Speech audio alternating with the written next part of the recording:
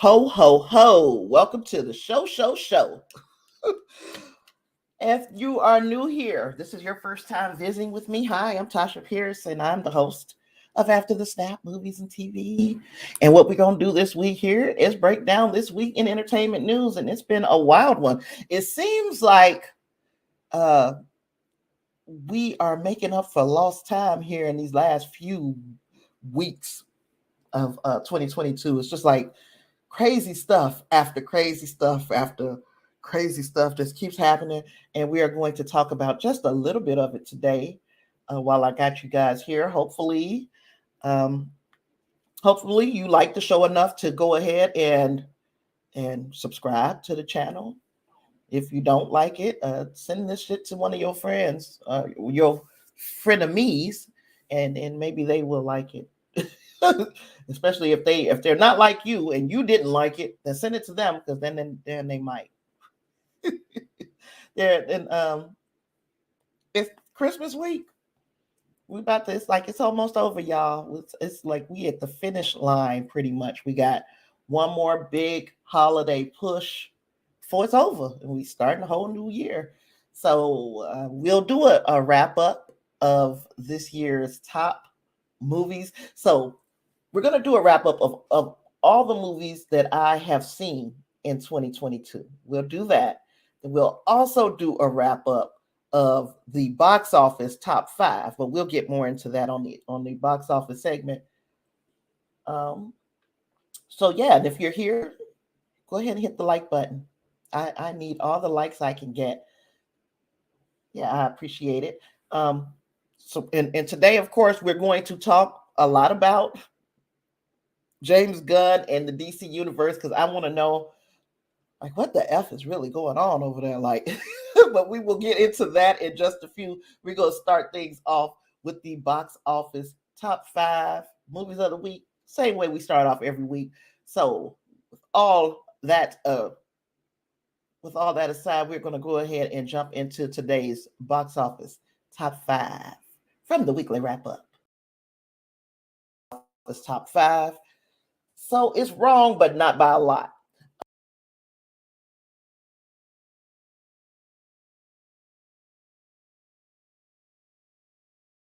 So I should have known that the week was going to be special. When my weekly wrap up went to the left, because I did my usual graphics and then I recorded the dialogue. And by the time I put it all together, the standings had completely changed. Like, this is the first time this has happened since I've started doing this weekly wrap up box office top 5. So it's wrong, but not by a lot. And yeah, so here we are. I'm going to present this week's weekly wrap up box office top 5 with a grain of salt.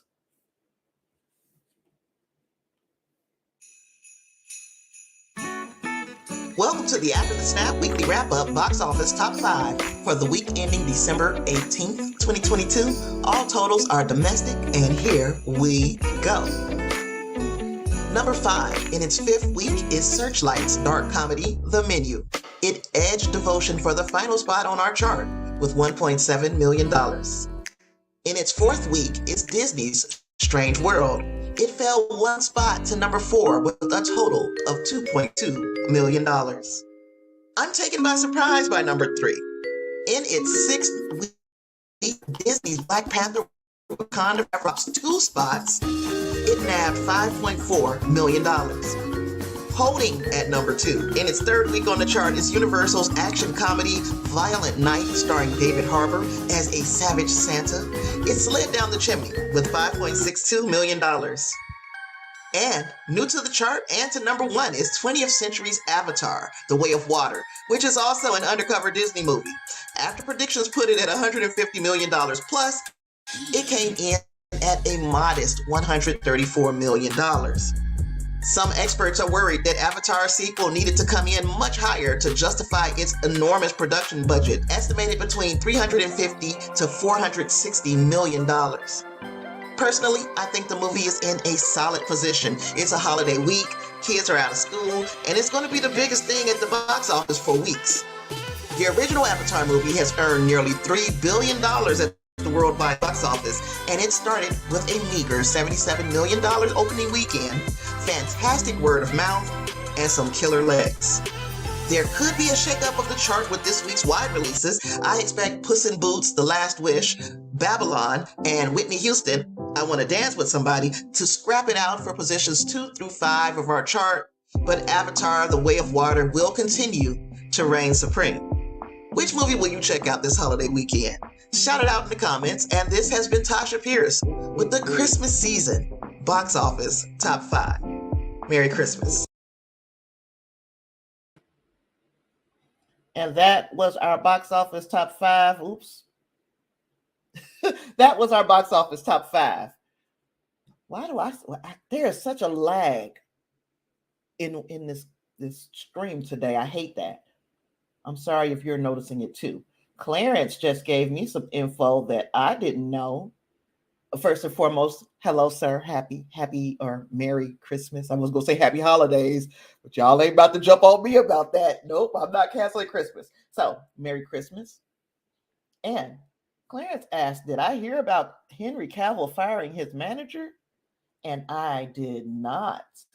The plot does thicken. So I'm going to let Clarence hijack things for just a second and see what I can find about Henry Cavill firing his manager. And let's see. Henry Cavill fired his manager ahead of the Superman drama. Okay. Let's see. I'm gonna read this from the direct, and I hope that this ain't one that we have to take with a grain of salt. But let's just see what the direct had to say about this situation. While Henry Cavill has days as Superman in the DC universe coming in, the drama seemingly extended beyond just his role on screen. Following a spree of announcements from new DC Studios co-CEO James Gunn, fans learned that Cavill will no longer embody the Man of Steel within the DCU. Cavill, made his return as Superman during the mid-credits scene from Black Adam, which was filmed in September after Dwayne Johnson insisted that Cavill be in the movie. But now it appears that before his highly celebrated return, the drama was already brewing for Cavill personally, before his days as Superman were officially over.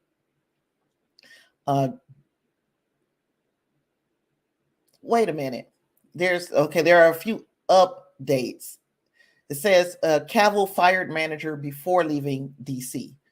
Dwayne Johnson took to Twitter to debunk part of the report, claiming that Henry Cavill let go of his manager, Danny Garcia, months prior to his Superman exit. It originally was reported that Henry Cavill fired his manager before leaving the DC role. So he fired his manager and then quit, when it's saying now that he had already fired her months ago. So Johnson was reportedly so adamant about putting Cavill, Superman, and Black Adam that he went around former president of DC Films, Walter Hamada's back to make it happen. The problem was that Cavill had already fired Garcia as his manager a few months before the DC drama went down, with Garcia advocating for the last-minute cameo, filmed less than 2 months before the film premiered, so that the movie had the necessary splash to be successful. In the end, that effort was for nothing. We're wondering if Johnson and Cavill are done with DC for good, but we'll get into that more in our DC segment. But that is the word on the block. The word on the block is that Danny Garcia is no longer representing Henry Cavill in any capacity. So that's a big piece of news there. Now, going back to this box office, before I forget, we know that Universal's Puss in Boots, The Last Wish, is coming out this weekend, and it's projected to go for about $15 to $20 million during the 4-day weekend. So I think it's safe to call that one for number 2. I don't think I can see any other movie making sorry, I don't think I could see any other movie making 15 to 20 million dollars this weekend. I wonder why this phone decides to do all of this when I get on. It's like phone be dry as all hecky darn, and then all of a sudden everybody and their mom, and I have to look because you never know if it's something really important, and it's not. Okay, so we got through with our box office. We know Puss in Boots. Well, we think Puss in Boots is going to be second during the box office top 5 for next week. I'm actually thinking, and you guys saw that Black Panther was actually number 2 for the week instead of number 3 where I had it, which makes more sense to me. I mean, the universe is starting to realign and make more sense. So Black Panther, Wakanda Forever was number 2, followed by Violent Night, followed by Strange World, followed by The Menu, which means that Disney had 3 movies in the top 5. So it was a good time to be Disney and a Disney exec, but it was a bad time for anybody else. Anybody else. So we got more Avatar stuff to discuss.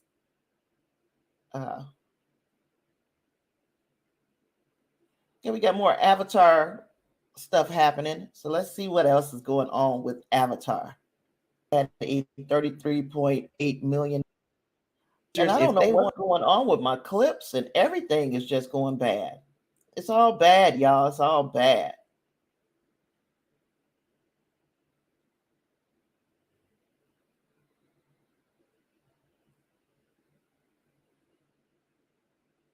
On that Memorial Day weekend. I don't know what's going on, y'all. So, let's just run it on back. So, in a little bit more Avatar: The Way of Water news, Avatar: The Way of Water had the second best Monday of 2022 with $16.2 million. It's ended up ahead of Minions: The Rise of Gru's $16 million. And the top, if you were interested, the top Monday of 2022 is Top Gun Maverick. And it's likely safe from being beat in 2022 because it had a $33.8 million Monday on that Memorial Day weekend.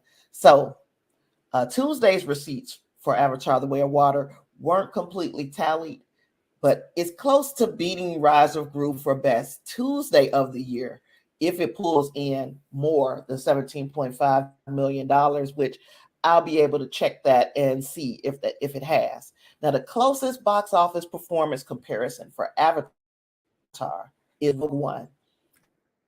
It grossed $17.5 million on its first Tuesday, and it went for $86.1 million during its second weekend. So that was a 4-day weekend also because Christmas fell on a Sunday that year as well. Today, Avatar is going to go past $500 million worldwide. It's almost certainly going to ever off of the worldwide top 5 chart. And I'm preparing that as we are speaking. So keep your eyes open for that video. But yeah, it's not Black Panther Wakanda Forever off of the top 5 this week. As a matter of fact, today, probably. Well, definitely this week. Definitely this week. We can look for if Avatar behaves like Rogue One, it could possibly potentially go in the high 90s, close to 100 million for its second weekend. And of course, we're not going to short Rogue One, my favorite Star Wars movie, because that total has not been adjusted for inflation. So Rogue One was that deal that year, and it looks like Avatar: The Way of Water is going to be the deal to end out 2022. And that was what we know, how Avatar is going to perform possibly. You know, if we're going to look in our crystal ball, of course, we're not going to look in it and say things are just going to go crazy or haywire on the wrong end where things plummet. But we're going to look forward to the best thing that it can possibly do. And the way things look is, the way things look is that Avatar: The Way of Water is going to continue its box office dominance. Some people are not calling it dominance. Some people are saying that the movie is underperforming. I don't, like I said in the wrap up, I don't think that's necessarily the case. That movie, the first movie, carried on for so long at the box office. It had legs for years, literal years, because it was still making money this year at the box office. So yeah, I think Avatar: The Way of Water is safe. Now, for this movie to become profitable, it needs to make about $1.2 billion, but it's already at $500 million right now. So, and this is like first week, it's already at $500 million.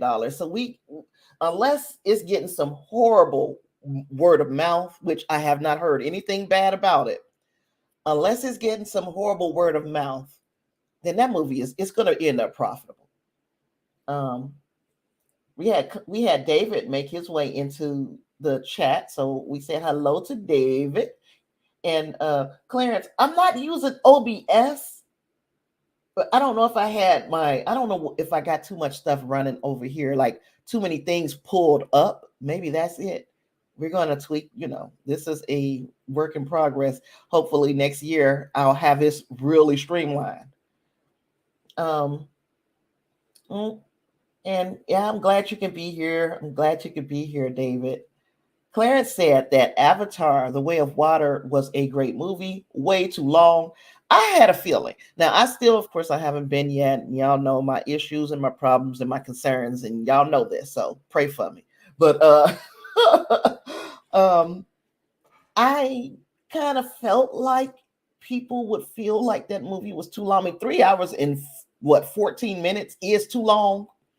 I don't care what this movie is about.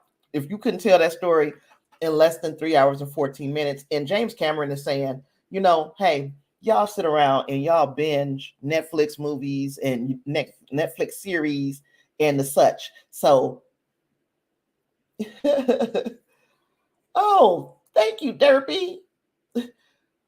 But yeah, the James Cameron said y'all can sit and binge these Netflix shows and Hulu and the such. You can watch this 3 hour movie. But the difference is when I'm watching a Netflix series, I can hit pause, go to the bathroom, fix me something to eat, and all of that, and then come back and will not have missed anything. But now, if I paid you my coin, you're not going to hit an intermission because I got to use the bathroom. So now I'm in a conundrum. Do I sit down and dang near pee on myself to continue so I won't miss a part, or do I get up and miss something that could potentially be the big thing that in the movie?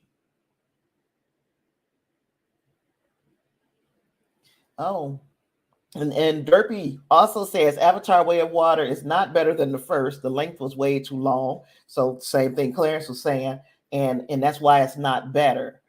And they kind of shoot themselves in the foot at the box office with that, don't you think? Because the movie, by it being so long, you can only get so many screenings in a day. So if the movie is 3 hours and 15 minutes long, then it has to be the studio or the screen has to be shut down for a little while to clean, and then they can start again. There are only so many screens or so many screenings per theater that you can have of a 3 hour, 15-minute movie. And David said, for some reason, they ditched intermission on long movies. And I can remember, I don't remember it being that way at the movies, but I can remember seeing those commercials, the old commercials, where they were talking about getting up and going to intermission and all of this stuff, going to get your popcorn, going to the bathroom. I can remember seeing that. But I'm like, yeah, we need that. If you're going to have a movie that's over 3 hours long, we need that. Clarence said, apparently it's in variable 48 frames per second in some theaters. But Clarence watched it in 2D though. And that's the way I would have to watch it because 3D is lost on me. Once upon a time, 3D meant something, but once my vision started going left, it's like, I can't see. So what's the point of me paying that extra money?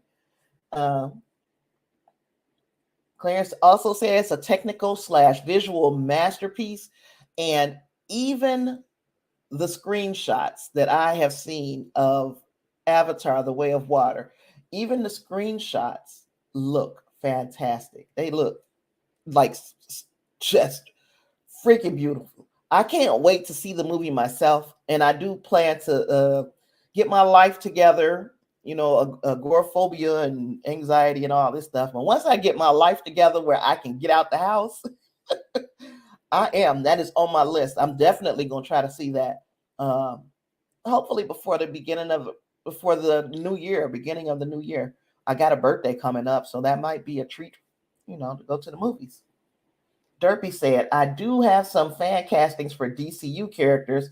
3 legit should happen, and 1 that you want to see that you doubt could happen.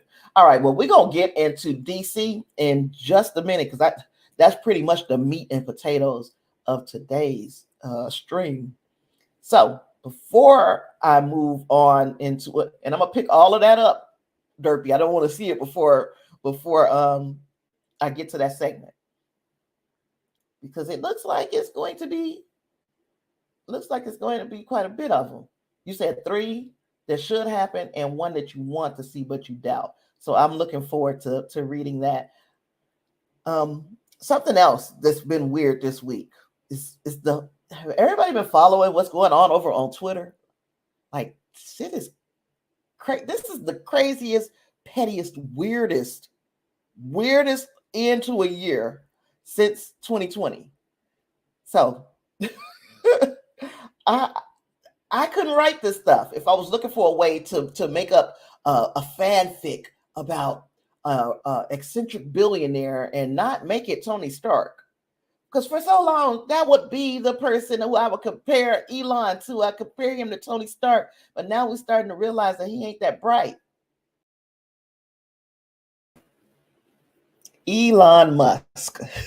So Elon Musk ran a poll on Twitter asking users if they wanted him to step down as CEO. After a weekend of voting, 57.5% said, yes, we would very much like for you to step away from the keyboard, you divisive twat. Elon said he was going to abide by the decision. He would leave as soon as he finds someone foolish enough to take this job. So the question becomes, is Elon really going to fade away into obscurity based on the will of the people? Now, if 2022 were a thriller, that would be a fitting farewell for one of its biggest arch villains. But it always comes back to the money with these guys. And if you ask who has enough money to make Elon effing Musk step away from Twitter, it's these guys. That's Jared Kushner, Elon, and a whole lot of Saudi money. In case you didn't know, the Saudis are a huge investor in social media, you know, so they can control how you think. It's crazy. Kanye and the whole world is divided by who runs everything. Is it the Jews? Is it the whites? Is it reptilian shapeshifters? Is it the devil? Turns out it's just money. It's just money, which might be the devil, but who would have thought? And just like the rest of 2022, something, or in this case, someone unexpected shows up on the bingo card, and you're ready to yell bingo, and here's this side character. And in this case, Tom Anderson has entered the chat. Tom Anderson. Everybody's first MySpace friend, Tom Anderson. Yeah, seems he wants the job. Hopefully, Tom gets the job and this whole thing has a happy ending, but just let me know what you all think about the Elon situation over on Twitter. It's just getting crazier and crazier.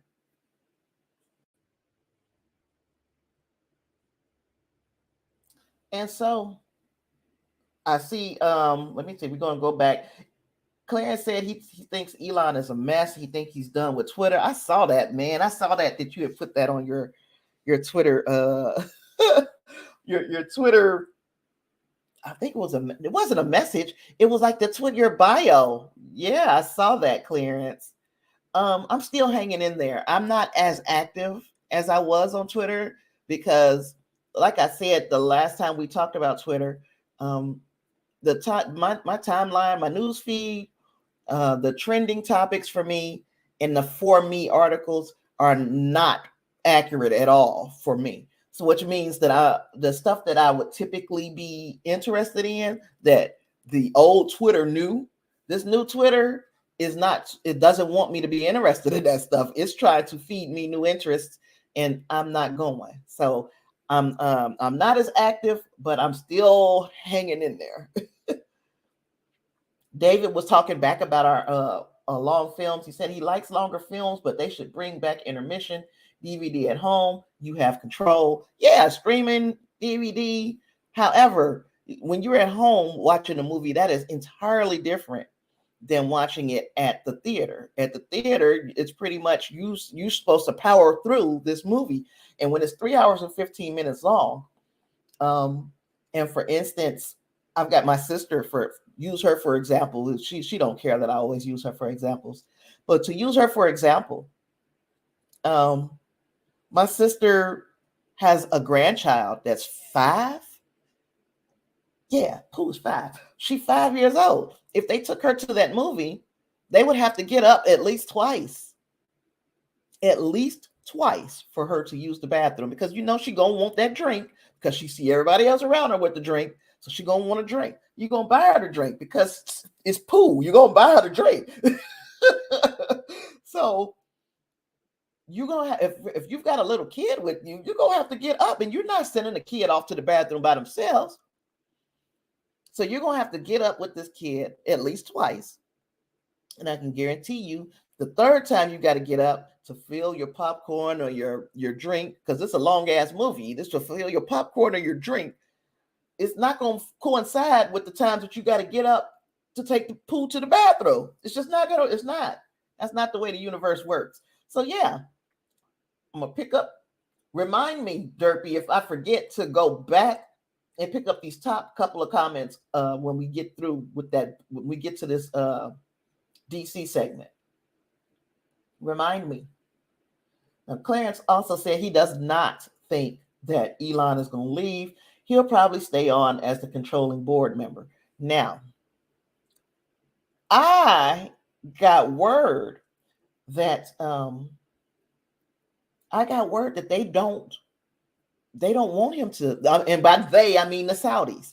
When he went to the World Cup game, which was supposedly one of the best ever, right? I don't watch it. I don't watch the World Cup, but I heard that was a heck of a game. But anywho, when he went to Qatar, him and Jared Kushner, they were meeting up with the Saudi overlords, because the Saudis have a huge stake in Twitter. We're talking something like over $1 billion is wrapped up in Twitter from the Saudis. You don't want to lose those investors. And they say that they could possibly potentially give more. But they said Elon had to find a suitable CEO for Twitter. So by him coming and saying, I'm making this decision based on a poll, he already knew what the poll was going to say. He also knew what the Saudis said. And he also knows that he needs that Saudi money, even though he's one of the richest men in the world, because he's no longer the richest man in the world. But he is one of the richest men in the world. You're not about to turn down $1 billion something from someplace outside so that you don't have to put any more of your money into Twitter to make it to make it run smoothly at the absolute least, instead of it being right now it's a mess. Now look, Dave, thank you for the likes. Thank you for the likes. I appreciate it. I don't know what this clitter kitty litter, what that's about. And Derpy, remind me again to come back for your DC comments. Please don't let me forget. Oh, you talking about kitty litter? Twitter. It's not Twitter anymore. It's glitter. I got it now. I'm not gonna tell you where my mind went. I'm a dirty little. I got a dirty little mind. But yeah, so this is not Elon's decision to make. It's pretty much been made for him if he wants to keep the investments of the Saudis. And again, just on a whole tangential conversation, the Saudis being so prominent in social media while the rest of the world is arguing about the Jews own everything. No, that's who you guys choose. And I'm not saying you guys, because I know people who are here regularly are not anti-Semitic. But for those who are, that's who you guys choose to demonize. You guys choose to attribute these characteristics to. But it's a little bit of everybody who owns a little bit of everything. And you think that, oh, I can say what I want. I got freedom of speech on Twitter. But the person who is financing and overseeing your freedom of speech is of the Muslim persuasion. So now we got Muslims, we got Jewish people, all of them, they got money. So could it potentially be not the race or ethnicity or religion of a person that gives them money? Could it possibly potentially be the fact that maybe they worked really hard and got some money, no matter what field they're in, or they were born with a silver spoon in their mouth? And if that's the case, then there's a lot of American people who run around, they got a lot of money, and they didn't have to do very much for it. Elon Musk, right? And you know that I'm telling the truth. Elon Musk, that's family money. It's not so much money that he had to make. What he did well was not wasted. He didn't waste his family's money. Okay, so you guys got anything to add to the Elon discussion? I would love to hear it. Moving on, what's the biggest part of this here show today is what the F is going on at DC. You either die the hero or you wind up becoming the villain. I learned that from watching Christopher Nolan's Batman movie, The Dark Knight. Who knew that line would be the Chekhov's gun of the DC universe? And by gun, you see the wordplay, gun. Y'all see that wordplay? I had to say it because nobody watches these things, so I kind of have to pat myself on the back. That was a good pun. The Chekhov's gun of the DC universe is you either die the hero or wind up becoming the villain. Because see, once upon a time in this superhero genre, James Gunn was a hero. And I mean, by once upon a time, like a couple weeks ago, when a Guardian of the Galaxy holiday special, when that came out, I mean, he was a hero. When he took over this job of DCU, being the co-CEO, that was heroic. And now it's like, now look at where things have ended up. James Gunn and Peter Safran have dropped a nuke on the old DCEU. Just throw the whole thing in the garbage. They just threw it all away. So Peter Safran is in the cut, like making his little moves. But James Gunn wants all the smoke because he is on the front lines fighting a war of words with the most toxic fandom of all the fandoms, the DC fandom. Now, while I'm a fan of the entire genre, I'm not built to be I'm not built to be a member of the DC fandom proper. So while some people will say, oh, Tasha is a fan of the MCU proper, I am not built, I'm not strong enough for the DCU proper. But anyway, DC is a fandom that has been disappointed so much. All they know how to do is fight. They fight the execs, they fight the actors, the directors, they fight each other. It's all fight, fight, fight, fight, fight. They finally met a director / exec who will fight back. James Gunn.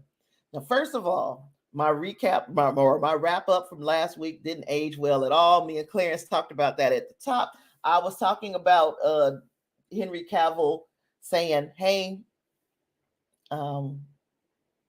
Henry Cavill and James Gunn, they don't have no beef with each other. There is no disagreement. There is no strife. This was all made up by Josh from Den of Nerds, right? So Josh from Den of Nerds is one of the DC fanboys turned franchise arch nemesis, you know. The central theme was James Gunn doesn't like Henry Cavill. And I still stand by that could very well be an untruth. James Gunn may love Henry Cavill, but Gunn did let him go as Superman. And but when Josh from the Den of Nerds, when he said that, James Gunn had time that day he made a couple of responses to Josh from Den of Nerds, and he kind of ended him like, finish him. He finished him in the Twitter comments. So fast forward a couple of days, and Cavill is announcing he's no longer playing Supes in the revamped DCU. We know that Patty Jenkins is done as the Wonder Woman director. Jason Momoa seems to be excited about his dream DCU project, and it ain't Aquaman. And Dwayne Johnson has announced that Black Adam isn't in the plans for the first chapter of the new DCU. And who would have guessed after his stellar performance as the Man in Black that they wouldn't ask for him to come back? Y'all know I'm being sarcastic. This is where I'm going to read this article courtesy of Deadline, who is obviously the unofficial partner of the weekly wrap-up. But let us see what the Deadline article has to say. But first, I need to share the screen with y'all. It would be nice, wouldn't it? Would be nice. We're going to share. Nope, we're going to share.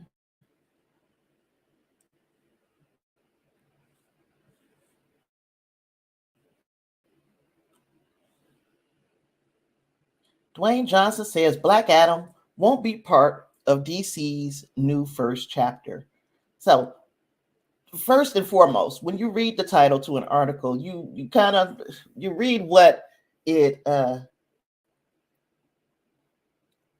Derpy, I got you. I'm gonna get him as soon as we get through this segment I got on James Gunn. Okay, so Dwayne Johnson says Black Adam won't be a part of DC's new first chapter, and as we read this, it's obvious. It says Dwayne Johnson says Black Adam won't be part of DC's new first chapter.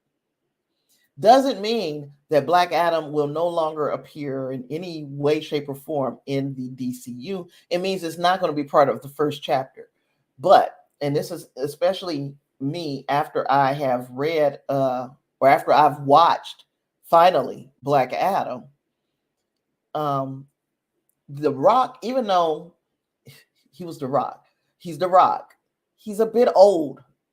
He's a bit old for trying to build a comic book universe around him right now. So this is not to say that Black Adam is through. They'll never do anything with Black Adam again. It's The Rock as Black Adam. He's starting to hit a brick wall in his career where he might be too old for certain roles. And there were certain points in that movie where his age was evident. Still looks good, but his age was evident. So this is an updated, and I hadn't even read this myself. This is an updated article. So I'm going to pick up some of these comments, some of them, and then I'm going to come back. We're going to read this updated article with James Gunn's reaction. So let me go up, pick up Derpy's comments. Derpy said, the characters that they want to fan cast are Barbara Gordon, Batgirl, Dick Grayson, Robin, Diana Prince, Wonder Woman, and Lois Lane. So they're fan castings. 3 of them should happen and be cast as the character. Let me see. Barbara Gordon, Batgirl, should be Sadie Sink, but I want her to be similar to the version of Arkham Origins Barbara Gordon in the film. But mid-credit would be making own version of the Batgirl costume. Okay. Then we got David Muzos. The actor who played Bruce from the show Gotham should be Dick Grayson, but where he's slightly at the end of the line as Robin for entire film, and by the end, leaving to become Nightwing. Lois Lane should be Natalia Dreyer, who played Nancy Wheeler, and she has the look of Lois to me and already has the reporter aspect, warmth, nerve, and confidence to get the report done. So she's your Lois. Let's see. Diana Prince, Wonder Woman, should be Naomi Scott. I'm trying to remember who Naomi Scott is. Naomi Scott has warmth when settled, but fierce when standing up to something that's right. I think she should be a great Wonder Woman, but you doubt it. You doubt she would be cast. Okay. Oh, it seems like some good. I gotta figure out who Naomi Scott. Let me look that one up. For some reason, I'm not. Naomi Scott. She's beautiful. And she's young enough, 29 years old. So yeah, I think Naomi Scott would be a decent choice. She does look the part in a lot of ways. So yeah.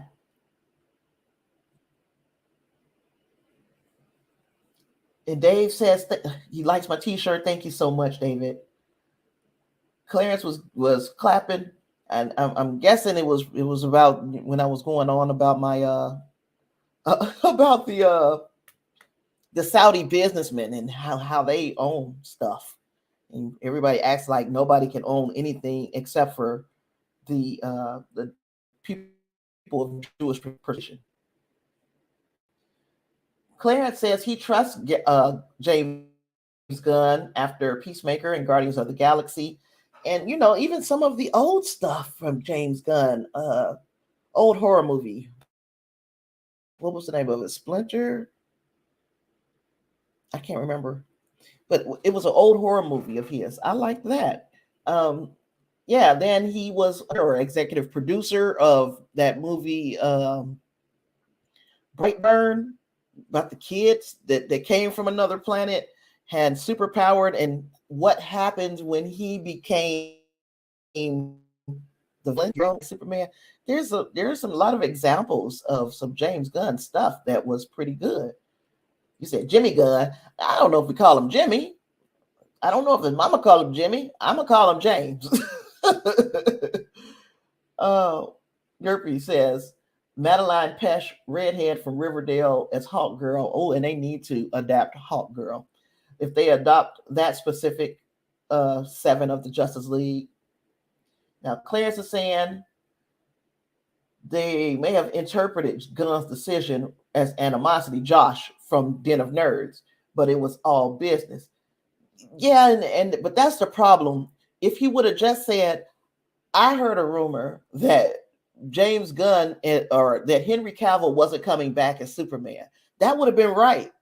That would have been the scoop of a lifetime. Yay, Josh. But instead, he chose to say James Gunn doesn't like Henry Cavill. And who is he to say that is true or untrue? The only person who can say whether it's true or untrue is James Gunn. Henry Cavill couldn't even answer that question. The only person who can tell you how James Cavill feels about a person is about how James Gunn feels about a person is James Gunn. So that's where he went wrong. You said I hate that there is no Shazam.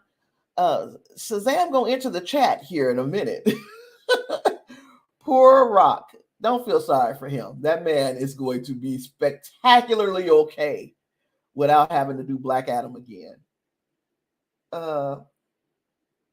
Yeah, I got you, Derpy.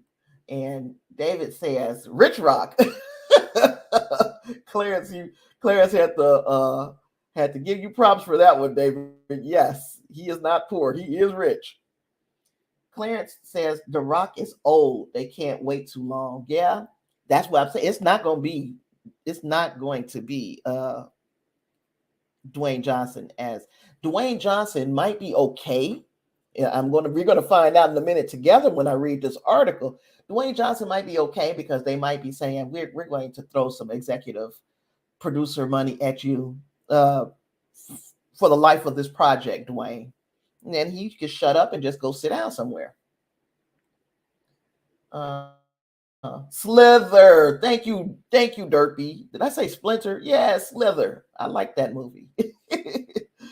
Okay, so let's find out what exactly went on with the Gunn reaction. Dwayne Johnson took to social media to make it official that he's heard from DC Studios co-head James Gunn and that Black Adam won't be a part of the first phase of DC's new plans. However, DC and $7 have agreed to continue exploring the most valuable ways Black Adam can be utilized from future DC multiverse chapters, which is basically what I just said. They're going to give him some executive producer credits, and he's going to get some cheddar broke off in the future. Now, this news comes in the wake of Gunn and DC co-boss Peter Safran announcing that Henry Cavill won't be part of the next early days Superman movie, despite the actor announcing his return to the Cape with Warner Brothers. As well as other big reveals, for example, that Patty Jenkins' Wonder Woman 3 is being sidelined, and that Black Adam will break even, which it won't. I don't know why they lied. But anyway, Black Adam, which now counts more than $391 million in global gross, is also available to watch now on HBO Max. So this is the tweet coming from Dwayne Johnson. My passionate friends, I wanted to give you a long-awaited Black Adam update regarding the character's future in the new DC universe. James Gunn and I connected, and Black Adam will not be in their first chapter of storytelling. However, DC and $7 have agreed to continue exploring the most valuable ways Black Adam can be utilized in future DC multiverse chapters. James and I have known each other for years and have always rooted for each other to succeed. It's no different now, and I will always root for DC and Marvel. Shout out to Marvel. You know he got to shout them out because there's some money to be made there. He's not too old for that. Do a one-time villain or maybe even 2 or 3 times at this point. But anyway, he wants them both to win big. You guys know me, and I have very thick skin, and you can always count on me to be direct with my words. After 15 years of relentless hard work, I was 34 years old when they first started talking about Black Adam. Anywho, after 15 years of relentless hard work to finally make Black Adam, I'm very proud of the film we delivered for fans worldwide. I will always look back on the fan reaction to Black Adam with tremendous gratitude, humility, and love. We did great. To my very passionate and vocal Black Adam superhero genre fans, I love you. Thank you. And I will always listen to you and do my best to deliver, entertain you. What a hell of a month. Now we all need some Terramana because you got to throw in product placement, right? Have a productive week and happy holidays to you and your families. And that was The Rock's statement. Clarence, you're reading my mind, sir. If The Rock would have played a true villain, it would work. Meaning, if it was just he was going to show up in 3 movies, and they was like, boom, boom, boom. Them 3 movies are done within the next, say, 8 years. The Rock would be okay. Trying to keep him for what could possibly or potentially be 10 to 15 to 20 years, it's not going to work. Not with The Rock. Because, and it's not that he's old, it's just that he's too old to be the starting peg of any universe. David said that Rock would make a formidable villain, and if he would have shown some kind of charisma in Black Adam, I would agree. They didn't allow, and we're talking about one of the most charismatic people in the world, and to me, it was a very one-note performance in Black Adam.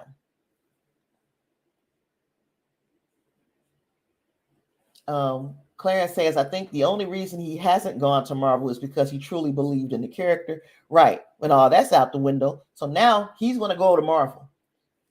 He's already got such, and I'm saying this, I sound like Josh from Den of Nerds. This is my opinion, guys. This is not me with any inside knowledge or anything like that. But I can see him going to Marvel now because he knows now, okay, this thing over here with Black Adam, it didn't work.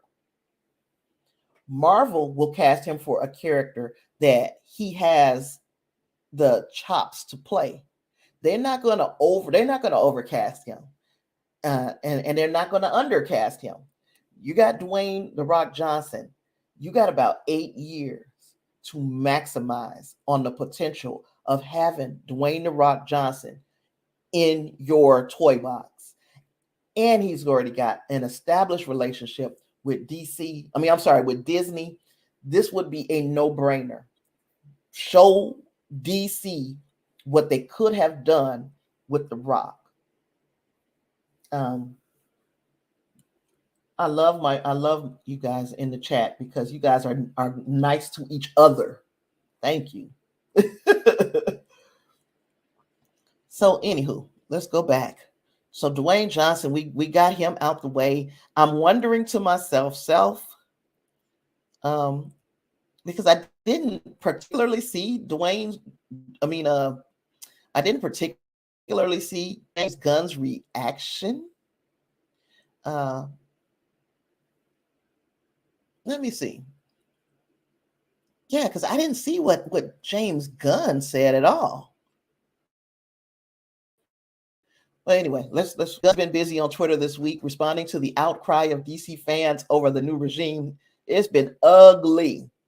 Defending himself from Justice League star Ray Fisher and waving off claims that he fired Gal Gadot. He retweeted Johnson's post adding, "Love at The Rock. I'm always excited to see what he and $7 do next. Can't wait to collaborate soon." Yep, and that was the end of that. So that was his reaction. I guess I had to read further into the article. So we got the reaction of James Gunn on that. And I was wondering to myself before I saw that reaction, do you think The Rock was asked to make this announcement, or was that like a dog whistle? Because if it was the latter, like woof woof, because the already toxic DC fandom went radioactive on social media. Then Ray Fisher entered the chat. I'm sick of Ray Fisher, y'all. Just in case you didn't know. I have had it up to my effing eyeballs with Ray Fisher. Ray Fisher is the poster boy for the worst elements of the DC fanboys. If Release the Snyder Cut was a person, it would be Ray Fisher. He just gives, I no longer want to work as a working actor in Hollywood unless it's for Zack Snyder. That's the vibe I get from Ray Fisher now. And he must have a timer set to randomly wreak chaos on the WB. And the timer went off yesterday. So he might be angry that he hasn't received a call from Peter Safran and or James Gunn about his place in the DC universe, the new DC universe. Whatever the reason, he posted some ish on Twitter, and that ish elicited a response from James Gunn. So here's that.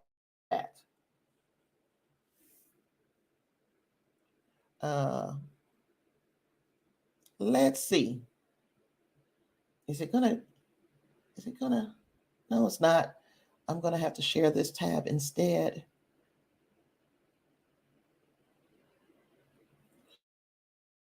James Gunn responded to Ray Fisher after Justice League star slammed him for fake grace on Twitter. Now, Ray Fisher, known for his portrayal of superhero Cyborg in Zack Snyder's Justice League, is putting new DC co-head James Gunn on blast.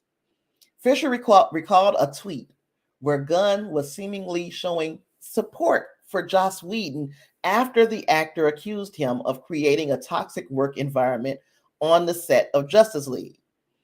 The way @James Gunn uses fake grace on Twitter is really funny, Fisher tweeted. Him going to bat for Joss Whedon, pseudo-apologizing for it, and then deleting it immediately before taking his new DC job is not.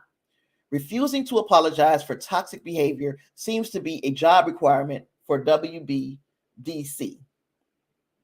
So now, Ray Fisher comes out and say, hey, he tweeted support for me, and then he immediately erased that support after he got the job at DC. Now, Fisher's comments come as Gunn took to Twitter to address the backlash he's received from some fans over the decisions that he and Peter Safran are making for the DC universe. In the screenshots, which is so fucking weird that Ray Fisher, when somebody shows support for him, is your first thought to screenshot that shit and save it just in case? See, that's what I'm saying. He toxic too. In the screenshots Fisher shared, Gunn apologizes to him for liking a tweet that defended Whedon. Fisher also shared another screenshot that showed the tweet had now been deleted. Of course, what the screenshots don't show is that after the problems that James Gunn had regarding tweets that were 10 years old, he set his tweets to auto-delete after a certain period of time. I don't know what that period of time is, but those tweets are automatically deleted from his social media account. So, Gunn auto-deleted, put the auto-delete feature on his Twitter account. Older tweets get eliminated after a certain time because in 2018, he was fired from Guardians of the Galaxy over past offensive tweets. Even though he had already apologized for it, they came back to bite him in the ass. So he said, never again, unless you like Ray Fisher and you just go around screenshotting tweets. But so Gunn replied to Fisher, explaining the feature on Twitter, adding, all my tweets automatically delete every few months, Ray. It has nothing to do with my tweets to you. But think about this. If there was some grace, if James Gunn, Peter Safran said, you know what?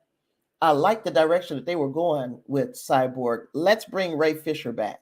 Or we're shuffling these characters and putting them all in different roles instead of the ones that they were originally cast for. Let's bring Ray Fisher back and put him in a different role. You blew it, Ray. You blew it. You caused a whole lot of problems in an already toxic fandom, and you attacked somebody for no reason. Instead of just adding him, going in his inbox, saying, man, what's the deal? I thought you was behind me. And then letting that conversation be had in private instead of trying to air somebody out. So yeah, Ray, I think Ray might have blamed. I mean, I think Ray might have blown it for himself. Let's pick up some more of these comments. David said, "I'm jealous. You all have seen Way of Water. I've not seen it yet, David. No need to be jealous of me." Now Clarence said before we talked about the rest of this stuff that he doesn't blame Ray Fisher, but he needs to move on, and that hopefully the reign of toxic executives is over. He also said Ray needs to let it go. David said show must go on, right? And Clarence agreeing that the reason why James Gunn sets his tweets to auto delete is because old tweets are what got him in trouble before. And that Ray Fisher attacked someone who supported him. And I'm still confused. Tell me, I do a lot of screenshotting. I do a lot of screenshotting to put in my videos and or to put on the live stream, right?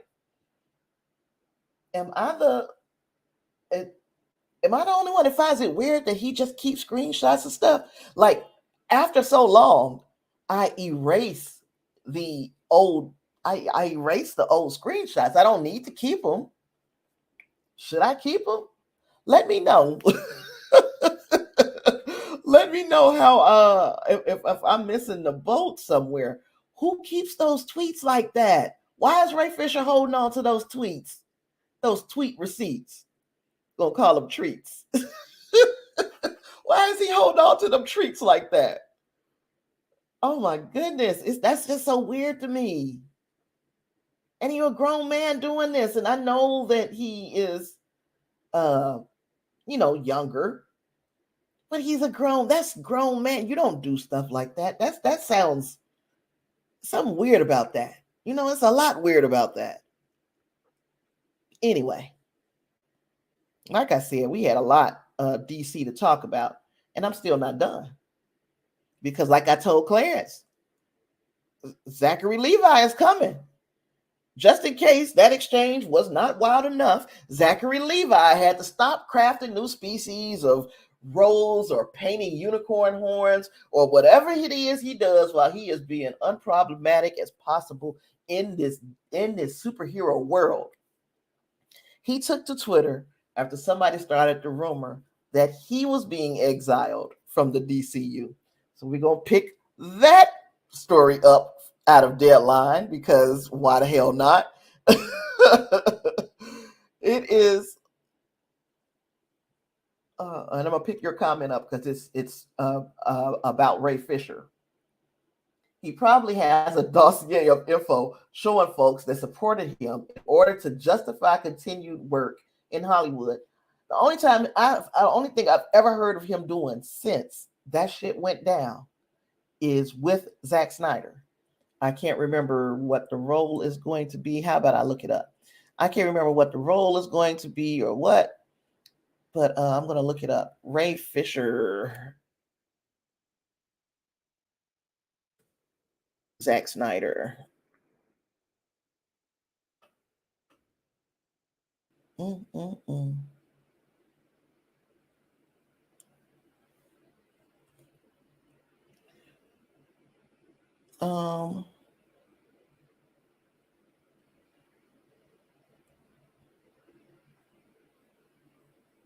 Yeah, I can't even find it.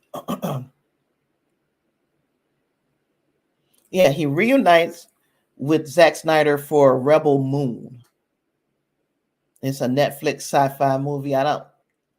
Let's see when Rebel Moon comes out, or if it's already come out and I just ain't heard nothing about it. Nope, comes out next year. So Rebel Moon comes out next year. It does not have a date, of course, because it's Netflix. And yeah, so a woman seeks out warriors from other planets to fight the tyrannical armies terrorizing her peaceful colony. So sounds like it's interesting. I would watch it. But if he continues to be problematic out here in these streets, I'm not watching shit, because I'm already confused as to why he feels like now you got what you want. Joss Whedon is no longer being a problem for anybody. Walter Hamada and all of that little core group, they're all gone from WB. That's what you wanted. You got an entire new regime to include, was it Brian Zaslav? I always forget the man's first name. I know his last name is Zaslav from Discovery. You got him. And the way I understand it, he is a huge DC fanboy. It's a whole different, everything is different. Why are you causing problems with these new people? It's just, he's just weird, man. He's just weird. And I don't like men who keep up mess like that. And I know that's being sexist because I give a pass to a lot of women for being messy, for being what a lot of people call catty. It's feline feminine behavior. If male lions are walking around doing the same shit that female lionesses are doing, it don't make me respect the male lion anymore. Something weird about men keeping up mess to me. And I'm talking being real like that. I got screenshots. That's messy. A new level of messy. I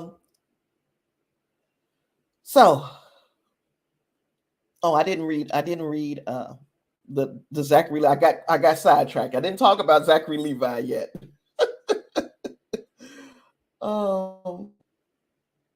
Zachary Levi had to respond. Like I said, he be going around. You don't hear nothing about Zachary Levi keeping up no mess. You talk about he's like the anti-Ray Fisher. He just goes to work. I'm just going to work. I'm doing my job. I'm just being Shazam, y'all. I'm not trying to be out here in the middle of these arguments. That's what Zach said.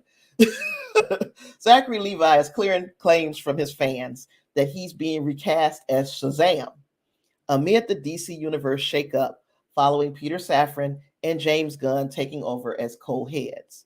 A fan on Twitter claimed to be angry that the Chuck alum wasn't going to be superhero anymore, as they believed he was the perfect casting choice. The Shazam enthusiast also added that Levi and Gunn are close friends. Another Twitter user quoted the aforementioned tweet and added, "I want this not to be true because his Shazam is the one thing in the DCU I would absolutely throw hands for to protect. I would throw hands for this." Zachary Levi is perfection. Now, I agree with that. I love Zachary Levi. Levi saw the previous interaction and clarified his current status at DC, tweeting, "Ooh, I really wouldn't go believe everything you see on the internet. I'm Gucci, Ash. We all Gucci." So, in other words, I'm okay, baby.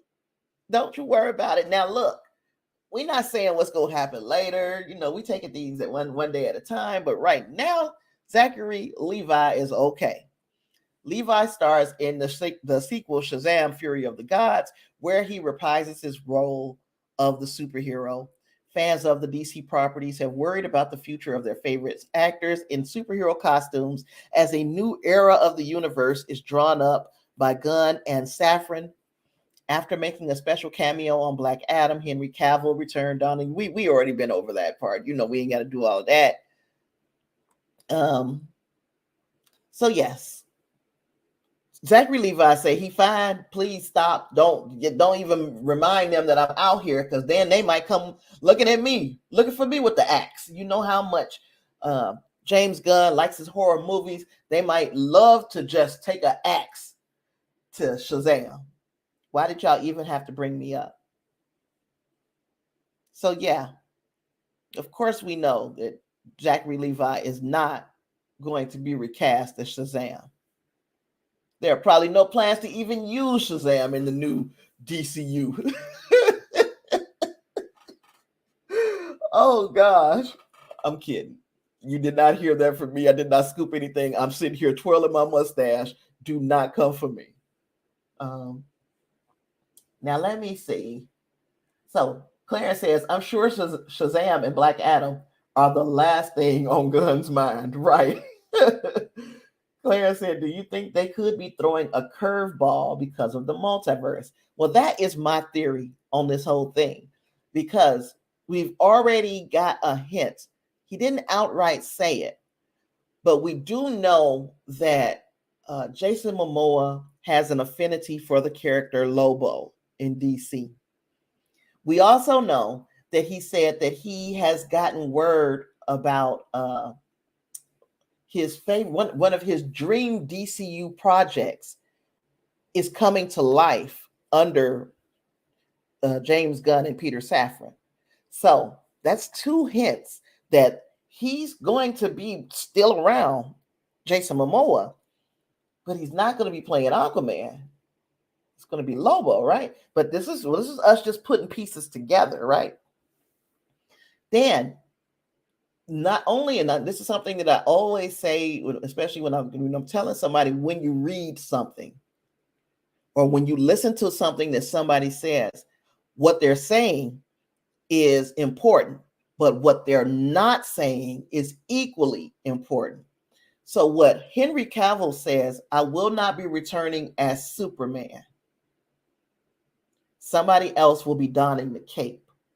He didn't say, I'm not returning to the DC universe. He didn't say, I've parted ways with the WB.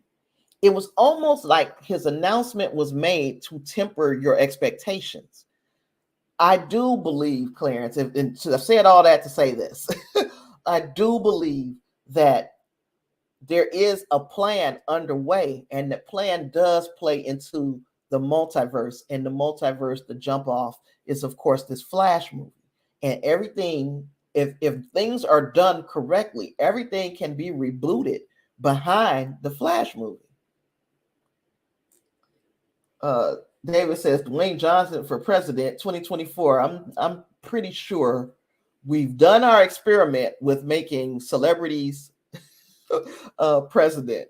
No more, no mas. I don't care who the celebrity is. You can get my favorite celebrity, insert celebrity here, Jonathan Majors, for right now, just for right now. Now, I change my mind every now and then. If he ran for president, I wouldn't vote for him. Thank you very much. Give me somebody who knows how to play the political game and at least look like they got my best interest at heart. And what about the Flash, Clarence? Exactly. The Flash, I think, is like, remember that flash of light from Men in Black that make you erase your memory? I think that we should be getting that flash of light to erase our memory of everything that happened before that movie, during that movie. The unfortunate thing about it is that there was so much pushing and pulling because of COVID, and also because of the conduct and behavior of some of these actors on set, or in their real lives even.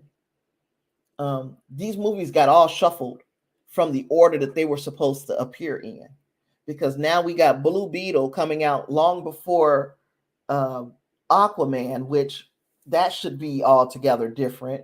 The only two movies that I would think have any bearing moving forward in the DCU until we hear anything different is going to be Shazam! Fury of the Gods and Blue Beetle. Though everything else that has already been announced, especially the shit that's coming out in 2023, we can almost count on it being obsolete, moot points, as part of the rebuild, kicked out,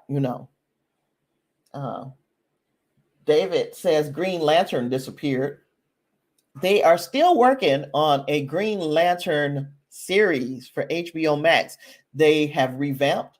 They were going to be going with the Hal Jordan character of Green Lantern, and that has been switched. They are now going to be following the John Stewart Green Lantern. And you had me at John Stewart. You had me at Green Lantern. I was going to watch. I was going to be invested in that series. But now we're talking the John Stewart version of the character, and that is my favorite Green Lantern.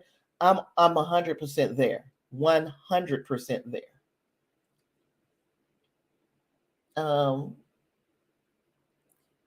David says Flash seems focused on series rather than film. Other way around for the DCU. Now, the series Flash is an entirely different universe than the movie Flash. So you got two different things happening here. The series is ending its run after I believe it's been 9 seasons. This will be the final season of that Flash.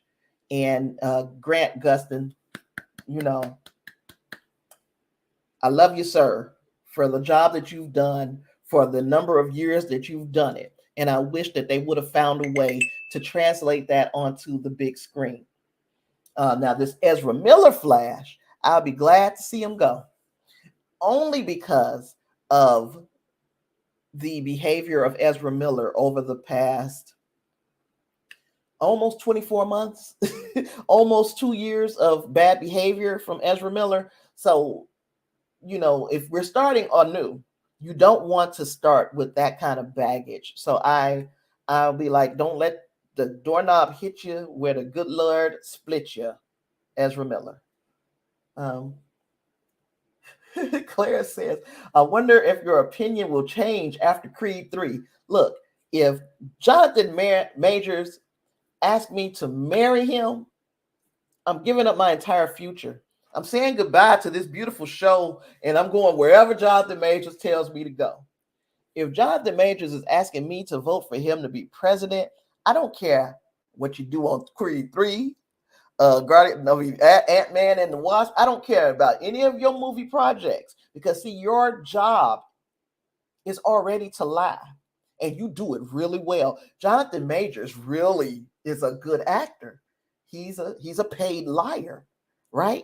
And he does such a fantastic job that if he held my entire future, not just mine, but the entire United States, if he held our future in his hand, being the kind of liar that he is, I'd be afraid.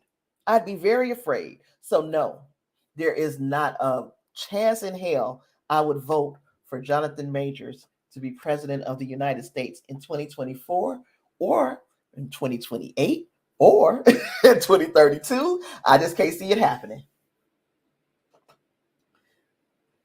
David says, as far as The Rock is concerned, polls show if he ran, he'd win. That's scary. People, it is kind of a popularity contest, but you do want people to have some kind of political experience or be smart enough to know that you got to be smart to know what you don't know. For instance, there are a lot of holes, a lot of gaps, and I'm saying this, and it's going to sound like I am being narcissistic, but there's a lot of gaps in my knowledge of things that I don't know, and I mean things that I can't do even. But what I have always had a knack for is finding somebody who does know how to do those things, and not just asking them, hey, how did you do such and such?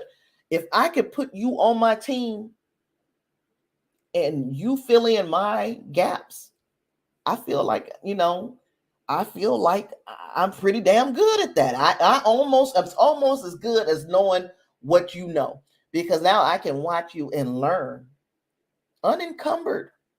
I can watch you and learn how to do what you do. But I also appreciate the fact that you know how to do it already. Anywho, finally, the icing. Because I'm still talking about DC, BT dubs.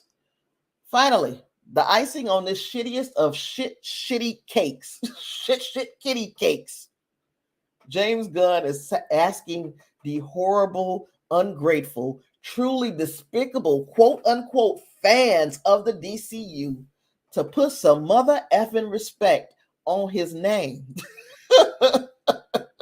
Now, part of me says I don't blame him.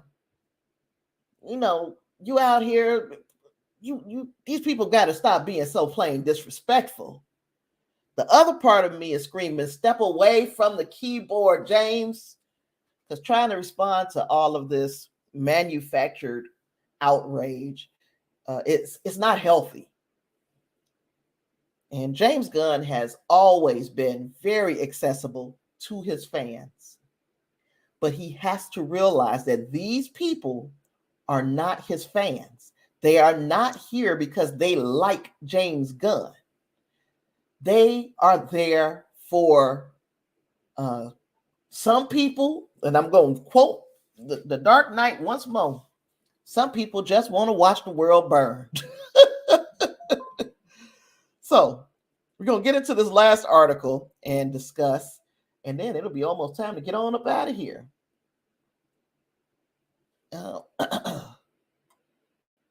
So this last article, and let's see, share this tab instead. James Gunn responds to disrespectful outcry from fans over DC changes. DC Studios coach James Gunn has long engaged with fans on Twitter, both as director of movies such as Guardians of the Galaxy and in his new executive capacity at Warner Brothers Discovery. But some of his recent replies have taken a sharper tone since fans have been reacting to the news that Patty Jenkins' plan for Wonder Woman 3 was not moving forward, and more stridently, the revelation that Henry Cavill would not be returning as Superman.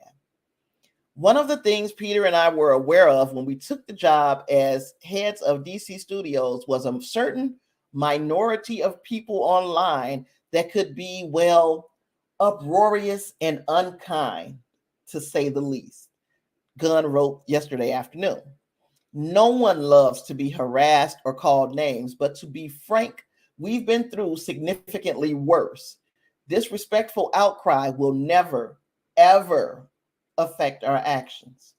So in other words, please stop tagging me in your bullshit, because it's not about to change my mind. I'm going to continue to do things the way that I plan to do them. You are not the boss of me, because while you guys are very, very loud, see, this is where I don't know how many people watched, was it Jordan Peele, Key and Peele, when they talked about being Obama's Negro interpreter, anger interpreter, and he got all really for real Negro when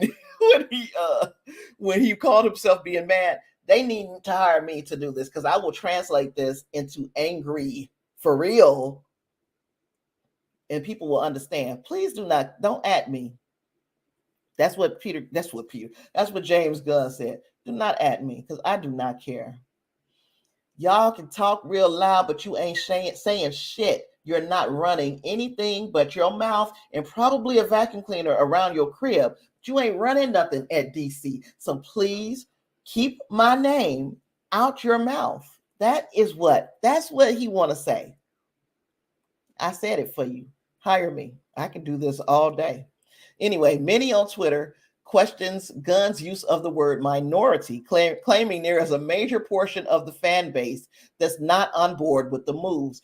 But it's also, this is the same majority of people, right, that voted for the Flash scene to be the most watched scene. And everybody wanted it to be the Spider-Man scene. But then what they did was they sent the bots out. The bots came out and voted. And it's the same thing that's happening here. It's real loud on Twitter. It sounds like a lot. And they think Twitter is the center of the mother effing universe. I swear they do. It's real loud over there as it comes to DC conversations. But a hit dog hollers. So just because it's loud doesn't mean that it's right. They got bots. We already know they got an army of them. Like you talk about army of the dead. No, army of the freaking bots. Anywho, Gunn repeated that his decisions with DC co-CEO James Safran have been all about serving the story, which in the case of the next Superman movie, Gunn himself is penning. Our choices for DCU are based upon what we believe is best for the story and best for the DC characters, who have been around for nearly 85 years, far longer than Twitter. Perhaps these choices are great, perhaps not, but they're made with sincere hearts and integrity, and always with the story in mind. So I enjoy the fact that he is going back and forth, but at the same time, it's not healthy. About 2 weeks ago, Gunn responded to the reaction of the Wonder Woman 3 news with, "We know we're not going to make every single person happy every step of the way, but we can promise everything we do is done in service of the story and in service of the DC characters we know you cherish and we have cherished our whole lives." So Gunn says, "Who knows if it's true, but recasting all the main DCEU characters but keeping some. Will be interesting how Peacemaker and Suicide Squad actors live on, but the others don't, particularly when they all have interacted together." And James Gunn responded to that, "I keep seeing posts with this untrue theory. We're not recasting everyone except for the Suicide Squad." I think the man needs to stop. Like I said, if you ask me, and nobody did, James Gunn should just make moves and movies for the quiet part of the fandom. There are so many of us just waiting to see how his vision of the DCU plays out. We're fans of the genre. We are, let me see. Oh, there it is. Yeah. We're fans of the genre. We're fans of his style of storytelling. Or maybe we're just curious, but we're quiet and we're here. A wise person once said, "In a shit throwing contest, it's not how much shit you throw, it's how much is stuck to you when it's all over. But be assured, everyone leaves covered in shit." And that is the problem. That's a problem you don't want. Because when you start to make shitty movies, write shitty scripts, because we've been happy and eating well over on the MCU side of things from James Gunn and his storytelling, the characters and the way that he's written them and the way that they were brought to life. We've had a lot of fun. We got an opportunity to see Guardians of the Galaxy 1 and 2 was some of the best of the MCU. We also got that stellar holiday special. And we appreciate it. Nobody said, "Oh, he's leaving, I'm not watching that." We just watched it and enjoyed it. It was good. We got these people over here in the DC universe. They are like literal savages. They have not had nothing good in so long that it's like biting the hand that feeds you. Yeah, they're going to bite the hand that feeds them. Let's see. David said, it would be great to see a strong Flash and a strong Green Lantern at theaters. I agree.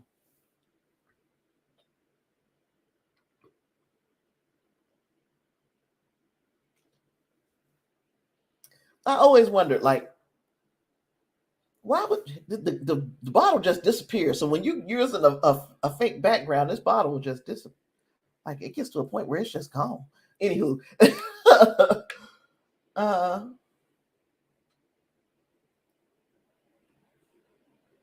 David also says, knowing when and who to get help from is a valuable trait. Yeah, sometimes you got to know what you don't know. I don't know how to do that. Sometimes it's impossible to know what you don't know, of course.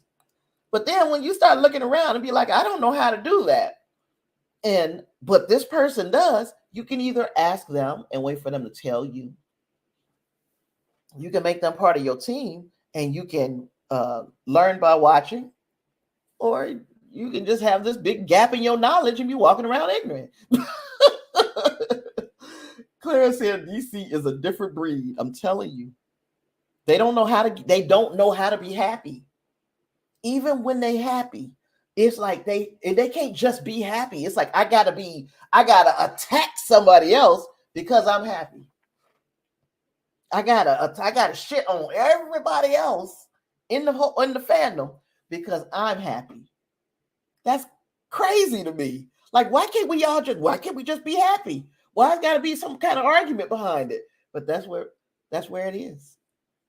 I don't know what was the Twitter account I need to make. The Twitter. Yeah, you need to tell me, Clarence, because I don't remember. Oh, James Gunn's interpreter. Oh, yes, I need to do that. That would be fun. That would probably make Twitter fun again. Yeah, Suicide Squad has almost zero ties to anything else anyway, is 100% correct. And that is one team. The team members can rotate like forever. It doesn't have to be the same group of anti-heroes or villains or whatever you want to call them. Yeah. And in the meantime, while all of the rest of this stuff is going on over here in the DC universe, the Marvel characters are quietly sitting in a corner, waiting on their turn to speak. They don't want no smoke. They don't want problems. They just want everybody happy. Like I was saying about Zachary Levi, he had an opportunity to work over in the Marvel universe on one of the worst fucking movies ever, but he was there.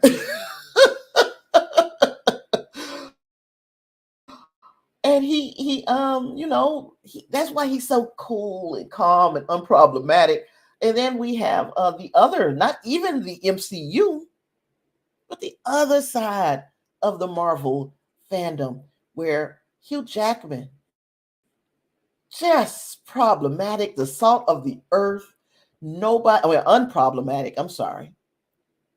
The salt of the earth. Nobody got nothing bad to say about Hugh Jackman. He gave his all to that character of Logan / Wolverine. He gave his all to that character for years, so many years of his life. And he's been a good person to have.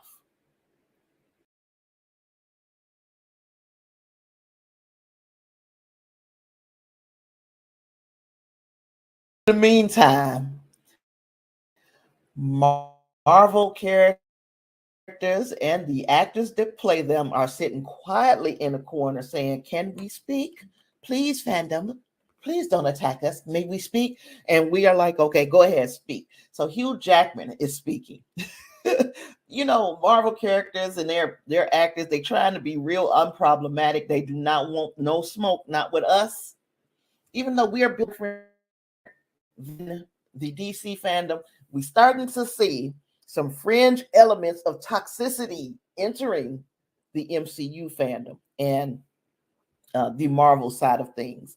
And you're starting to see that it's some shit you don't want, but here it is. So Hugh Jackman is speaking out about how his Wolverine is going to factor in Deadpool 3 following the character's death in the 27 movie Logan.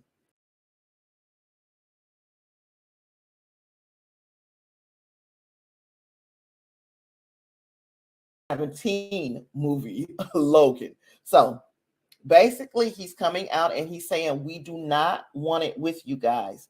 Please do not bring no drama to us. This shit is different than that shit. So in the Marvel MCU universe, Hugh Jackman is explaining, all because of this device they have in the Marvel world of moving around timelines. Now we can go back because it's science. And you don't have to screw with the Logan timeline, which was important to me, Jackman, and probably the fans too. And he's right. Because if they'd have came out and said that they were screwing with that Logan timeline, we would have seen people we didn't even know exist in the fandom come out and be screaming and yelling and crying and demanding. So they come back and they're explaining to us, we don't know, please continue to be nice to us, fandom. We saw what you guys did to Black Panther, Wakanda Forever. We don't want any smoke. Wolverine's end came in Logan, and that version of the character died. He's gone. This version that we're going to see in Deadpool is going to be an entirely different character, entirely different version of Logan. Again, Ryan Reynolds says, hey, look, Logan takes place in 2029. It's a totally separate thing. They don't want it with us. They're trying to explain to us that these are two different things. So if you had a problem or if you were worried that Logan's death in Logan was going to be made worthless by his appearance in the MCU, there you have it. They just don't want no issues. They don't want problems. They want us to continue to pay our hard-earned money to see them do their jobs, and they don't want no smoke with us. They don't want it. So let me know what you think about that announcement. And do you think that they are saying this now because they really don't want the smoke with the fans? Let me know. And the truth be told, and I guess I can one thing that we never can say is that that we see, what's his name, Kevin Feige, he's not all up in the mix with the fans like that. Now, it's not to say that he's inaccessible. It's to say that he's like, I'm busy. I got other shit to do. And I'm not saying that what the fans are saying is unimportant. He's obviously listening or seeing what we've been saying because he is able to incorporate what he knows the fans are going to say into the shows and movies. So not that everything is always running smooth on the MCU side of things. We have seen a few hiccups in the since 2008 when this whole thing started. But you're not about to catch Kevin Feige getting pulled into the muck. And that is what I mean as far as James Gunn is concerned. He is too accessible in a way now as an exec than he should be, because he takes a lot of it to heart, it seems. And while that's a good thing, because he's not trying to make a half-ass lackluster product, and he knew, especially after the way the Suicide Squad, that reception for that movie was bad. And the reason why it was bad was not because it was a bad movie. The reception was bad because you got a horrible, horrible fandom. And I know people are tired of me saying that. I'm only saying it because it's the freaking truth. Really, I'm not telling no lies here. I'm saying what a lot of people can't say because they have, I don't have money tied up in this. I'm right now, I'm free to say whatever I want. When I start changing my tune, not my tune, but my tone, then y'all know that somebody is throwing some money. and I'm still not gonna let that. I'm still not gonna let that dictate how I feel about a project. But I am going to say that it is not going to. I am going to change maybe how I would say it. But Suicide Squad was a damn good movie. It was a darn good movie. It got nice critical reception, 90%.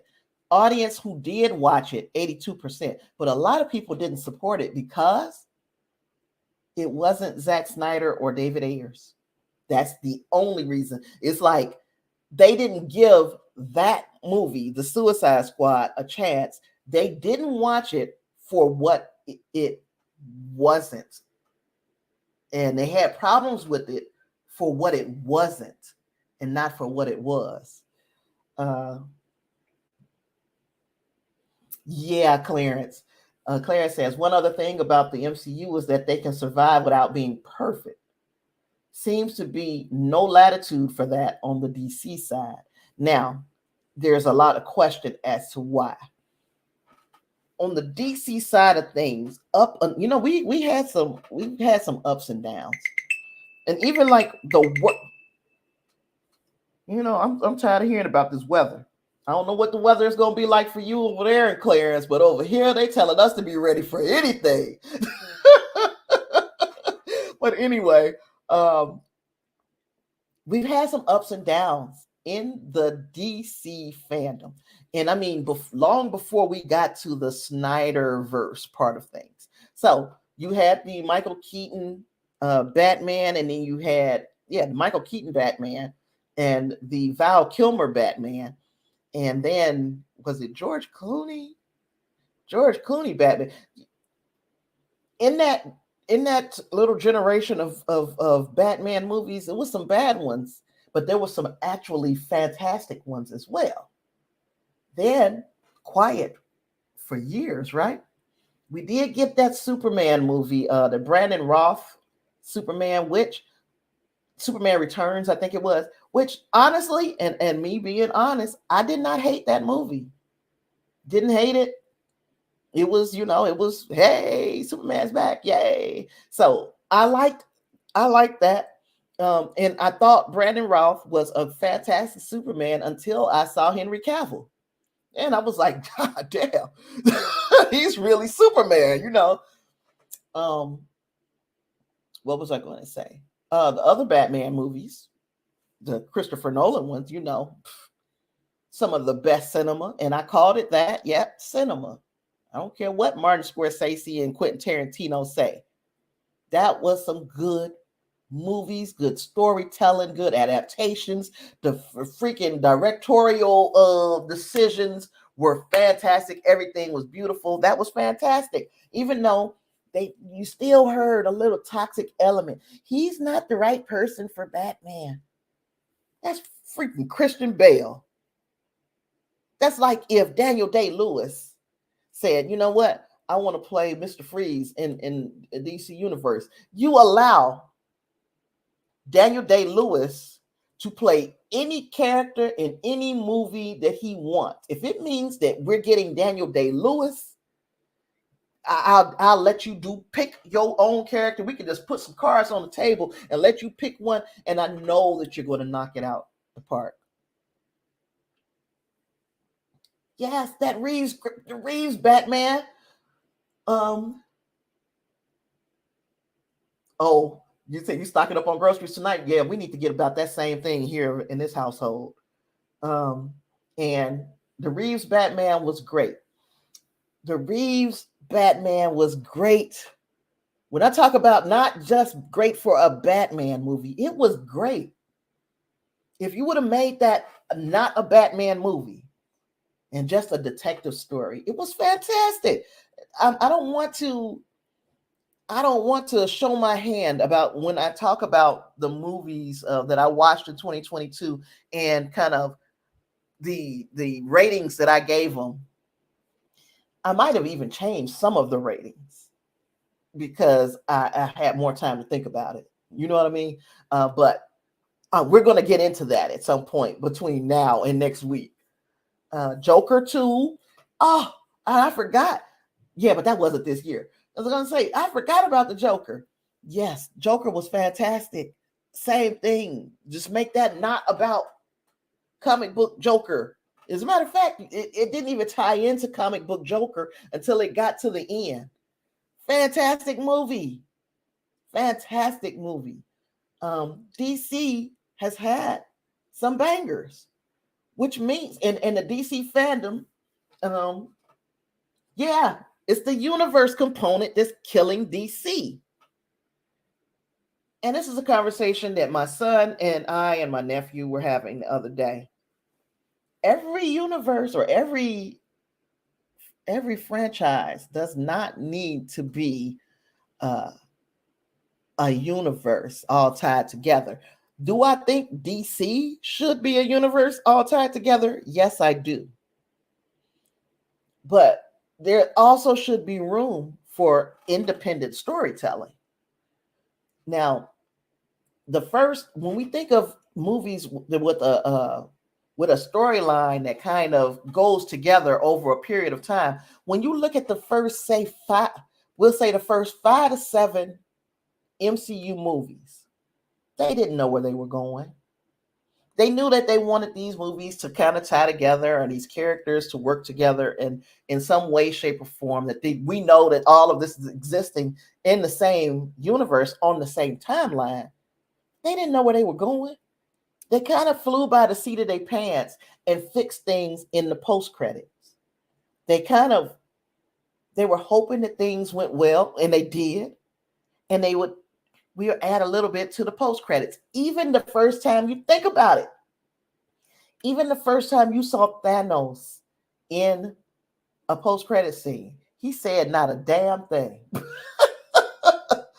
Then the next time, let me see, was it the next time?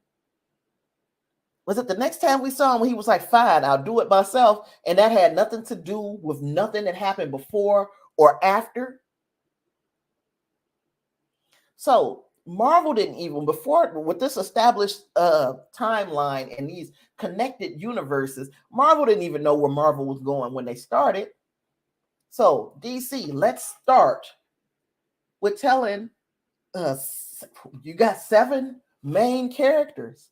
Let's at least tell 5 main stories of each one of these characters, like Marvel did the Hulk, Iron Man, Captain America, and Thor. And then they told the story of the Avengers, but they had already introduced Black Widow in previous movies with Iron Man, and they brought in Hawkeye.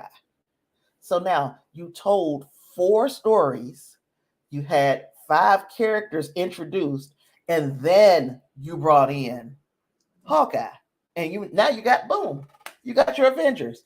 This is the way things could be done at DC. See what works. Make 5 individual movies that's self-contained, it seems like, and then use threads or elements of that moving forward to tell your next part of your story.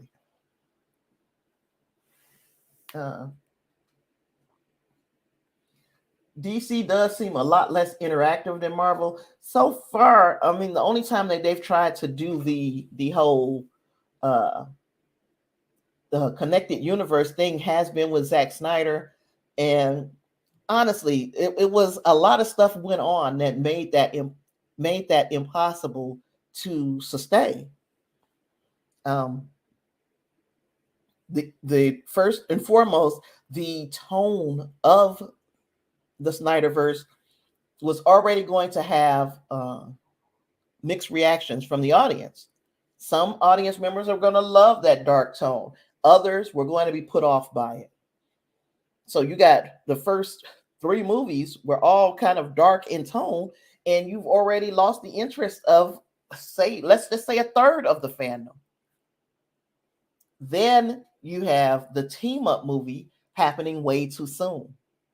If you ask me, but nobody did. But if you did ask me, that movie happened way too soon.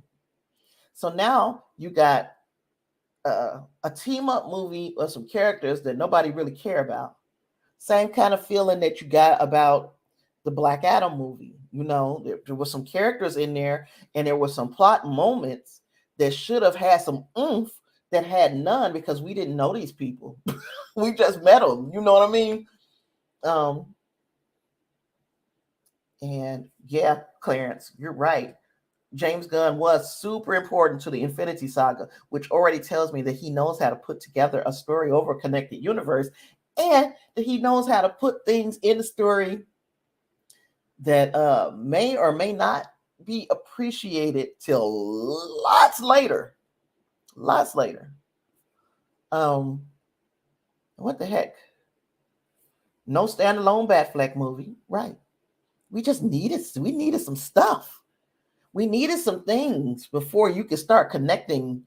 You just now it's just like I'm dumping out a toy box, and things are just landing where they may. That's not how you want your stories to be told.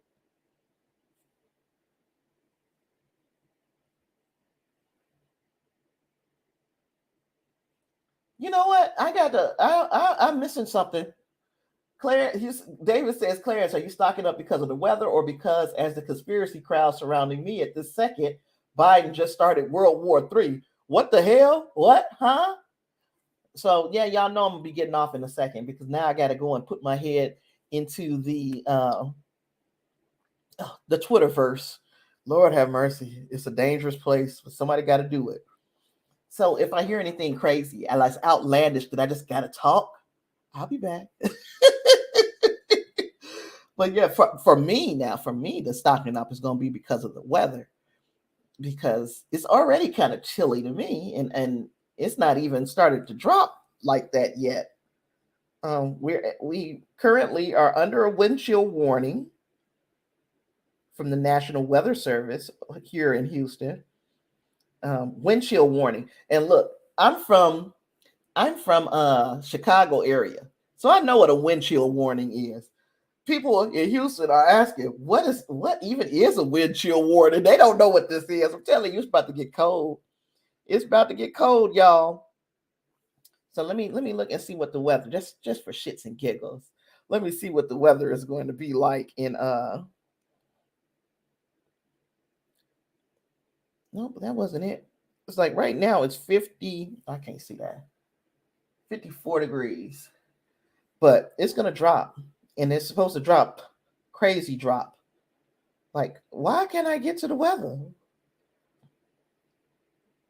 Yeah, so tonight it's supposed to be 42. Tomorrow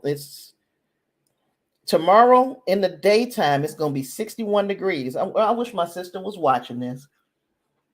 Tomorrow in the daytime it's gonna be 61 degrees.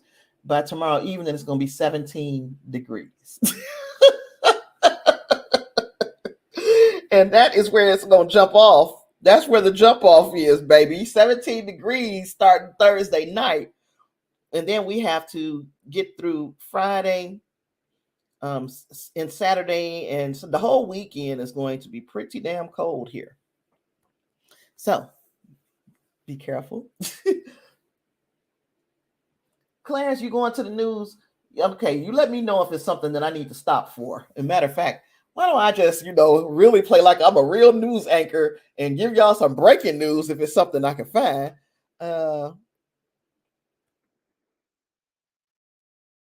Breaking news.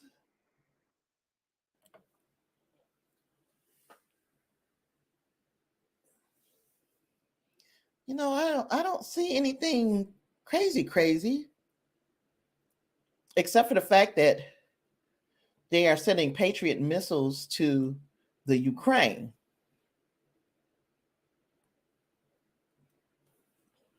So yeah, they're giving the Ukraine some Patriot missiles, and that's supposed to, I guess, exacerbate things over there, make things a little worse. And like I've been saying that though, the more involved, you know that nobody wants to use nuclear weapons. But if anybody's going to use a nuclear weapon, it would probably be Putin. And it would be because of the help that the Ukraine is getting, not just from the United States, but from other NATO countries. And on top of that, the United States. But understanding that if they send a nuke anywhere, they being the Russians, if they send a nuke anywhere, that is mutually assured destruction. Because you send a nuke and then we send a nuke. And guess what? Yeah, I don't want it to come to that. Of course, we don't want it to come to that. But the truth of the matter is, they got these nukes for a reason. The Russian military has been woefully exposed. So now we know what their weaknesses are. And there are websites that I occasionally will look at that have tracked the losses of equipment and manpower from both sides of this fight. Not to mention that at some points, the breakdowns of the Russian tanks, Russian planes, their stuff is in such bad repair, such disrepair that it breaks down on the Ukrainian side of things, and they are taking that equipment and refurbishing it and using it now against Russia. So we are seeing that Russia, number one, their equipment is not maintained well. Number two, they have no real war plan. They don't. They thought this was going to be a walk in the park. It is not. You're not just going to come in here like the gooch by reputation take the Ukraine. You're not going to do it. That wasn't going to happen. They were hoping that would happen. It did not, and now you've got the Ukraine. Basically, they are keeping their heads above water because of the ineptitude of the Russian military. So we're finding out an awful lot about, again, some folks we like, hey, you got to know what you don't know. Putin doesn't know what he doesn't know, and there's nobody man enough to tell him. So he's putting a lot of lives, a lot of people in danger, and because so many of these men do not believe in this fight, they're giving up. They're give up the tank. I'll give that tank up. I don't need that tank.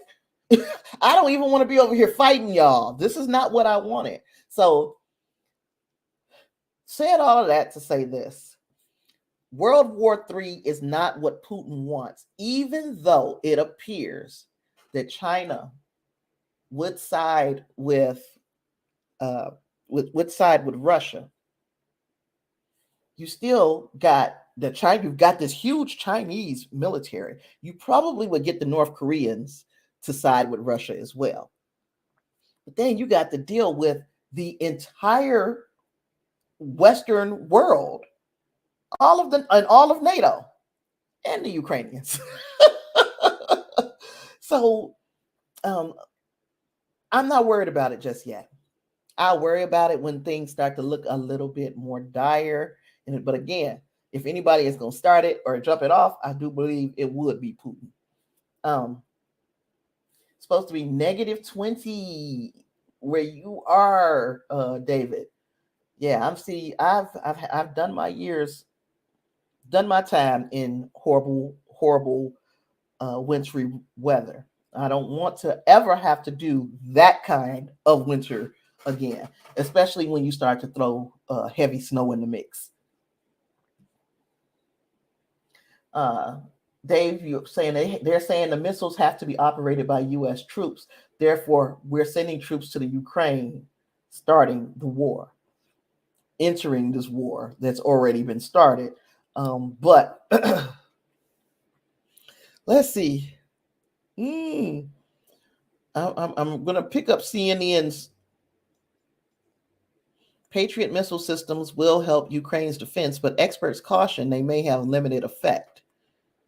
The U.S. announced this week that it is providing a Patriot missile battery to Ukraine, but experts say that it will be a valuable addition to the beleaguered country's air defense. It's not a cure-all. Patriot's radar system combines surveillance, tracking, and engagement functions in one unit. Ukraine has repeatedly asked for this Patriot system. It's one of the most capable long-range air defense systems on the market. The United States didn't fulfill the request for the first 10 months of the war. A senior administration official said that the reality of what is going on the ground in Ukraine has influenced their decision to do so. The Russian military continues to attack Ukraine's power grid. Why wouldn't you? But those attacks have only further fueled Ukraine's ask for the Patriot. In fact, the Army calls the Patriot system the service's most advanced air defense system, which can intercept any aerial threat under any weather conditions. What I'm not getting here is that I'm saying that the only people who can operate the Patriot system is the United States military, but that's not to say that it's not true.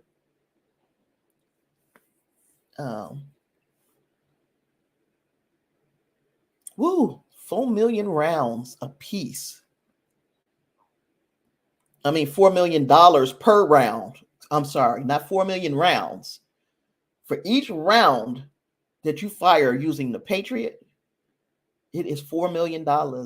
Lord have mercy. You can't like be all willy-nilly. You got to be precise about who or what you're trying to hit with this defense system. But yeah, I don't see where it's saying that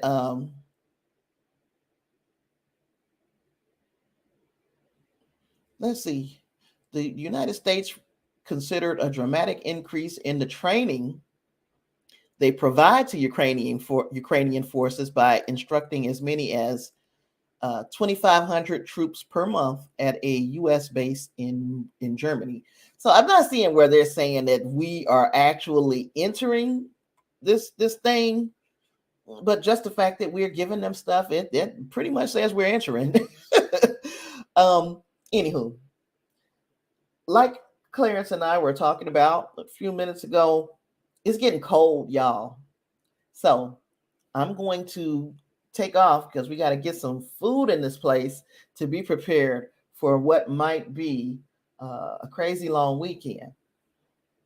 I appreciate you guys for hanging out with me for this weekly wrap up. We got one more before the year ends. And then we'll be moving into 2023, hopefully together. Hopefully all of us will still be hanging in there together. If not, or regardless, whether you do, whether you don't, we're here today. And I appreciate you for being here. So thank you very much for spending your afternoon with me. It's been fun. And I suppose I'll see y'all in the next one. Peace.